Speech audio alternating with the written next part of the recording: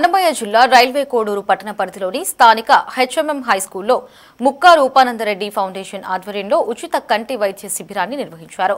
అరవింద్ కంటి ఆసుపత్రి వైద్యులు ఈ శిబిరంలో పాల్గొన్న రోగులకు వైద్య పరీక్షలు నిర్వహించారు. టీడీపీ రైల్వే కోడూరు నియోజకవర్గ ఇన్ఛార్జ్ ముక్కా రూపానందరెడ్డి రోగులకు కావాల్సిన అన్ని సదుపాయాలను కల్పించారు.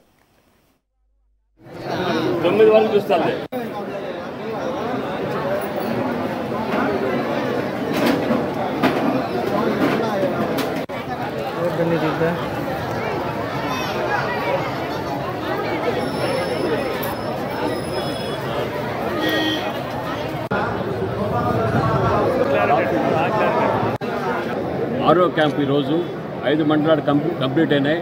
ఇది మళ్ళీ మొదటి కోడూరు స్టార్ట్ చేయడం జరుగుతుంది. పేషెంట్ అంతా చెక్ చేసిన తర్వాత ఆపరేషన్ ఎవరికి అవసరమో వాళ్ళను ఇక్కడి నుంచి ఒక బస్సులో తీసుకుపోవడం జరుగుతుంది తిరుపతికి, అరవింద్ హాస్పిటల్కి. అక్కడ ఈరోజు ఈవినింగ్ చెక్ చేసి రేపు ఆపరేషన్ చేయించుకున్న తర్వాత రేపు ఈవినింగ్ మళ్ళీ ఇక్కడికి తీసుకురావడం జరుగుతుంది. అన్నీ ఉచితంగా ఇవ్వడం జరుగుతుంది. ఎందుకంటే చెక్ చేసుకునేటప్పుడు కొంతమందికి డ్రాప్స్ అవసరం ఉంటాయి, ఆ డ్రాప్స్ ఫ్రీగా ఇవ్వడం జరుగుతుంది. కొంతమందికి అద్దాలు అవసరం ఉంటాయి, అద్దాలు ఫ్రీగా ఇవ్వడం జరుగుతుంది. ఆపరేషన్ అవసరమైన అందరికీ కూడా తిరుపతికి తీసుకెళ్ళి అరవింద్ హాస్పిటల్లో ఉచితంగా ఆపరేషన్ చేపించి వాళ్ళ ఇంటికి తీసుకుపోవడం జరుగుతుంది. 2500 ఆపరేషన్స్ ఇప్పటివరకు జరిగినాయి. ఈరోజు కూడా 300-400 ఆపరేషన్స్ ఖచ్చితంగా జరుగుతాయి.